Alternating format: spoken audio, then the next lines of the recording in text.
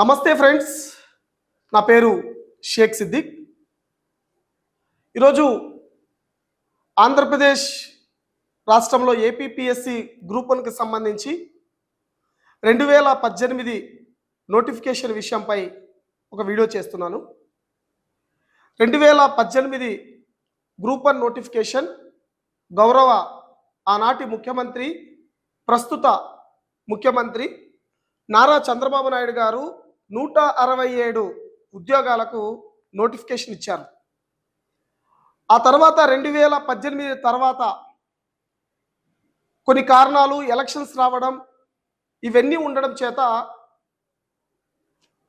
ప్రక్రియ పూర్తిగా డిలే అయింది. 2019 ఎలక్షన్స్లో జగన్మోహన్ రెడ్డి ముఖ్యమంత్రి అయిన తర్వాత ఏపీపీఎస్సి గ్రూప్ 1కి సంబంధించి పరీక్షలు మొత్తం జగన్మోహన్ రెడ్డి హయాంలో జరగడం జరిగింది. 2018లో ఇచ్చినటువంటి నోటిఫికేషన్ 2020 సంవత్సరం డిసెంబర్ నాటికి మెయిన్స్ ఎగ్జామ్ అనేది ఏపీపీఎస్సి కండక్ట్ చేసింది. అప్పుడు జగన్మోహన్ రెడ్డి గారు ముఖ్యమంత్రిగా ఉన్నారు. రాష్ట్రంలో లక్షలాది మంది నిరుద్యోగులు వాళ్ళు కలగన్నటువంటి గ్రూప్ 1 ఉద్యోగాలు కొట్టాలనేటువంటి లక్ష్యంతో వేలాది మంది పరీక్ష రాస్తే ఈ పరీక్షలో అనేక అక్రమాలకు పాల్పడి లక్షలాది మంది యొక్క నిరుద్యోగుల యొక్క జీవితాలను జగన్మోహన్ రెడ్డి ప్రశ్నార్థకం చేశారు. 2021 నాడు మెయిన్స్ రిజల్ట్స్ ఇస్తే కోవిడ్ సమయంలో ప్రశ్నాపత్రాలను డిజిటల్ ఎవాల్యుయేషన్ చేసి రిజల్ట్స్ అనేది ఇవ్వడం జరిగింది. వాస్తవంగా ఏంటంటే డిజిటల్ ఎవాల్యుయేషన్ అనేది చేయకూడదని చాలామంది అభ్యర్థులు కోర్టుకు వెళ్ళడం చేత గౌరవ హైకోర్టు కూడా డిజిటల్ ద్వారా చేయకూడదు, మాన్యువల్ ద్వారానే చేయాలని చెప్పి తీర్పిచ్చిన తర్వాత ఏపీపీఎస్సి కూడా మాన్యువల్ ఎవాల్యుయేషన్కి పూనుకుంది. ఒకసారి 2021 అక్టోబర్ 1 నాడు డిజిటల్ ఎవాల్యుయేషన్ చేయకూడదని చెప్పేసి తీర్పిచ్చిన తర్వాత 2021 డిసెంబర్ నెల నుంచి 2022 ఫిబ్రవరి నాటికి మొదటిసారి మాన్యువల్ ఎవాల్యుయేషన్ కంప్లీట్ చేసి రిజల్ట్స్ కూడా ఇచ్చారు. కానీ కొంతమంది రాష్ట్రంలో ఆనాటి ప్రభుత్వంలో పెద్దలుగా ఉన్నటువంటి వ్యక్తులు అక్రమాలకు తెరలేపి మొదటిసారి ఎవాల్యుయేషన్ చేసినటువంటి మాన్యువల్ దాన్ని ఇంకొకసారి వాళ్ళ మనుషులను పెట్టాలి, డివిజనల్ స్థాయి ఉద్యోగాలు కాబట్టి ఇవన్నీ కూడా అక్రమాలకు తెరలేపాలని చెప్పేసి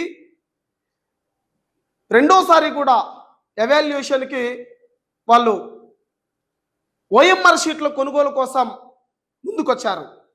ఇవన్నీ కూడా ఆనాడు ఒక సంచలనమైంది. 2024 ఎన్నికల టైంలో మార్చి సమయంలో గౌరవ హైకోర్టు న్యాయమూర్తి నిమ్మగడ్డ వెంకటేశ్వర్లు గారు ఒక సంచలనాత్మకమైనటువంటి తీర్పునిచ్చారు. ఏదైతే 2018 నోటిఫికేషన్కి సంబంధించి ఎవాల్యుయేషన్ జరిగిందో దీంట్లో పెద్ద ఎత్తున అక్రమాలు జరిగాయి, ఆ నోటిఫికేషన్ను రద్దు చేసి తిరిగి మెయిన్స్ పెట్టండి అని చెప్పేసి చాలా స్పష్టంగా నిమ్మగడ్డ వెంకటేశ్వర్లు గారు ఆ రోజు తీర్పునిచ్చారు. ఆ రోజు రాష్ట్రంలో రాజకీయంగా కావచ్చు, అదేవిధంగా ఏపీపీఎస్సికి ప్రిపేర్ అయ్యే అభ్యర్థులు కావచ్చు ఒక షాక్కి గురవడం జరిగింది. ఏంటంటే ఈనాటి గౌరవ ముఖ్యమంత్రి నారా చంద్రబాబు నాయుడు గారు సాక్షాత్తు ఆయనే డిజిటల్ బోర్డు ద్వారా పూర్తిగా ఎక్స్ప్లెయిన్ చేశారు. ఇంత బ్లాక్ గా మిస్యూజ్ జరిగిన తర్వాత, సెకండ్ వాల్యుయేషన్ జరిగిన తర్వాత, జరగలేదని కోర్టులో అఫిడవిట్ వేసిన తర్వాత, మీరు కప్పిపుచ్చారు చెల్లదని హైకోర్టు చెప్పిన తర్వాత, మీకు వార్తలు పెట్టిన తర్వాత ఇంకా నువ్వు మాట్లాడతావా? ముఖ్యమంత్రిగా పరిపాలించడం నీకు అర్హత ఉందా? ఇంత బ్లాటెంట్ గా ఈనాటి ముఖ్యమంత్రి ఆ రోజు ఎన్నికల సమయంలో చాలా స్పష్టంగా చెప్పారు, ఎస్ జగన్మోహన్ రెడ్డి హయాంలో గ్రూప్ 1కి సంబంధించి 2018 నోటిఫికేషన్లో అక్రమాలు జరిగాయని చెప్పేసి సాక్షాత్తు హైకోర్టు ఒప్పుకునింది. ఈనాటి ముఖ్యమంత్రి చంద్రబాబు నాయుడు గారు కూడా చాలా స్పష్టంగా చెప్పారు, ఈ ఏదైతే ఎంటైర్ ఈ నోటిఫికేషన్ ఉందో అక్రమాలు జరిగాయని సాక్షాత్తు అభ్యర్థులు కోర్టు ముందుకు సమర్పించారు ఆధారాలతో సహా. అది మన దగ్గర కూడా ఉంది. ఏంటంటే పబ్లిక్ సర్వీస్ కమిషన్ నుంచి దాదాపుగా 49,000 ఓఎంఆర్ షీట్లు 49,000 ఓఎంఆర్ షీట్లను రెండో ఎవాల్యుయేషన్ ప్రక్రియలో భాగంగా వీటిని కొనుగోలు చేశారు. కొనుగోలు చేసినట్టు పూర్తి ఆధారాలు సమర్పిస్తే కోర్టు క్యాన్సిలేషన్కి తీర్పునిచ్చింది. ఇప్పటికీ కూడా ఆ కేసు హైకోర్టులో కొనసాగుతూనే ఉంది. అభ్యర్థులు రాష్ట్ర వ్యాప్తంగా గ్రూప్ 1కి ప్రిపేర్ అయ్యే అభ్యర్థులు న్యాయం కోసం ఎదురు చూస్తున్నారు. ఈ టీడీపీ కూటమి ప్రభుత్వం పైన అభ్యర్థులకు అందరికీ నమ్మకం ఉంది. ఎందుకంటే ఆనాడు ప్రతిపక్షంలో ఉన్నప్పుడు చంద్రబాబు నాయుడు గారే స్వయాన అక్రమాలు జరిగాయని చెప్పేసి చెప్పారు. మొన్న కూడా హైకోర్టులో కూడా హీరింగ్కి ప్రభుత్వం తరపు నుంచి న్యాయవాది అనేది అటెండ్ అయ్యారు. ఈ కేసుని ఖచ్చితంగా అభ్యర్థులకు న్యాయం జరిగేటట్లు కూటమి ప్రభుత్వం నిర్ణయం తీసుకోవాలి. రెండవసారి ఎవాల్యుయేషన్ జరిగిందని సాక్షాత్తు నారా చంద్రబాబు నాయుడు గారు ఒప్పుకున్నారు, చెప్పారు.